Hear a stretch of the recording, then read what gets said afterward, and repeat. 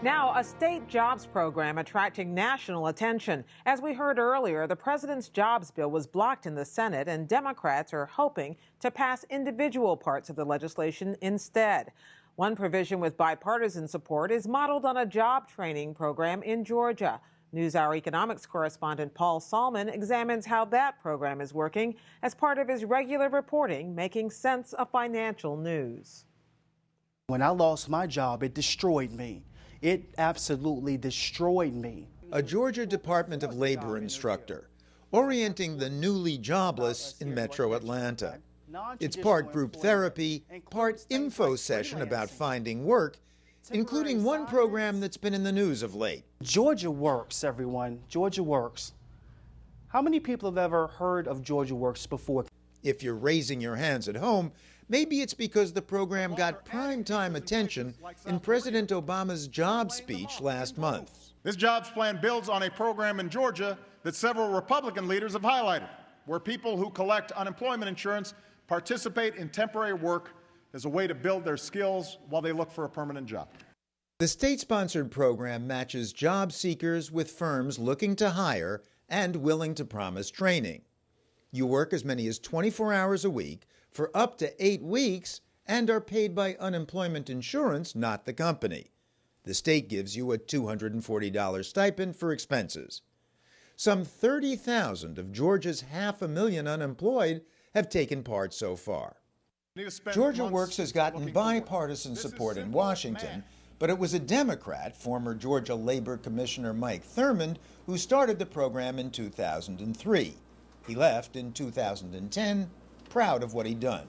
While I was there, Georgia Works was our primary strategy of dealing with unemployment, and it paid huge dividends. It worked for 60% of those men and women who found jobs. 6 in 10 had found a job somewhere within 90 days. But of course, the layoffs have just kept on coming, thanks to the Great Recession. It was difficult, kind of shocking. Graphic designer Liz Kapp lost her job earlier this year and showed up at her orientation session at the local labor department. I joked I was going to unemployment class.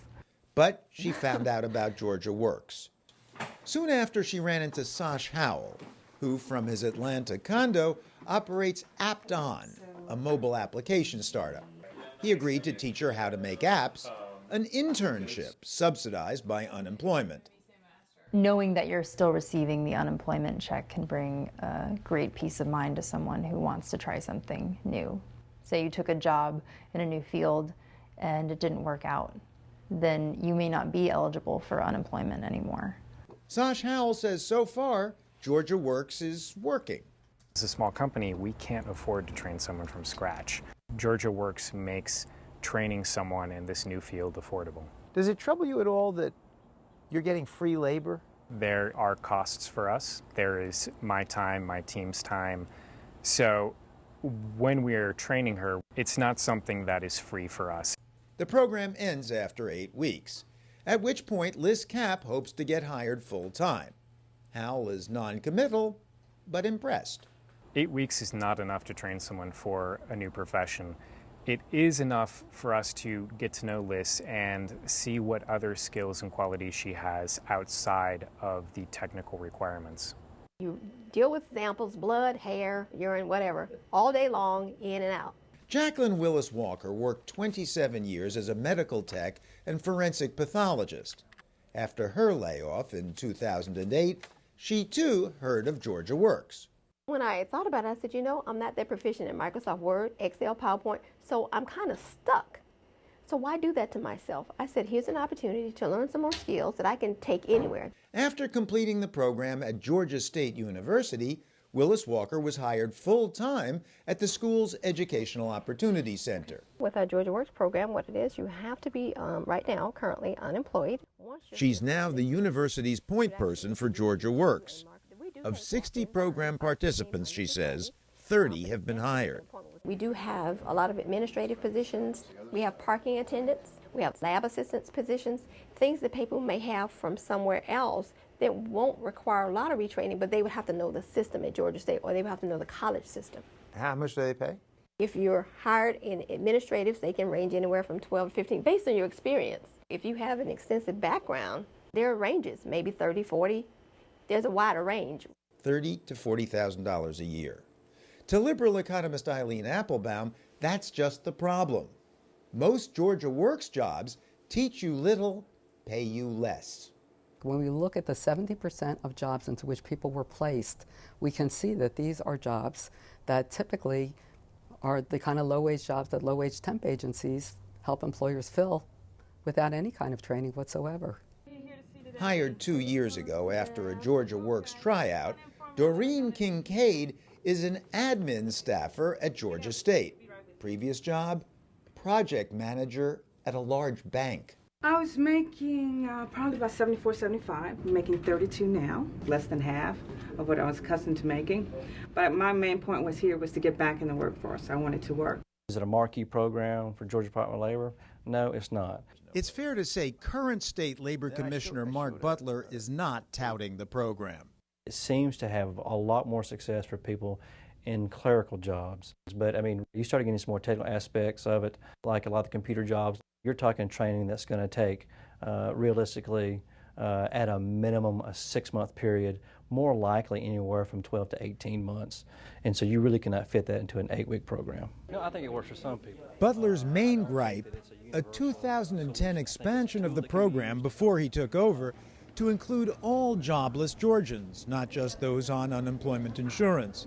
The stipend was also increased to $600. Enrollment soared sixfold to over 18,000. But Butler scaled back the program dramatically. Today, just 21 people are taking part. The spending had gotten out of control, and basically a program that had been budgeted for 1 year for $6 million, spent it in less than 6 months, and was not sustainable. The results had started to slide. We weren't seeing as much positive results. Record keeping was spotty at best. Moreover, while his predecessor claimed over half of participants got jobs, Butler says since 2003, only 18% have been hired by the companies that trained them. In 2010, the number was down to 10%, he says. Worse still, many firms didn't train people at all. Consider Ryan Savage. After 12 years working in IT at one company, he was cut loose early last year. My heart just sunk. I was so upset that I was immediately thinking about my family, my kids, like how am I going to pay for the house and our bills. Savage finally found a firm willing to link up with Georgia Works, but it didn't pan out. Not once did I ever see a hint of training. I think the company got to a point where they were taking advantage of the free labor. They take them for free, and then they have no obligation at the end to hire them or to give them any skills. Economist Applebaum says companies can easily take advantage of program participants. They need a warm body for a couple of weeks somewhere, then they can do it this way.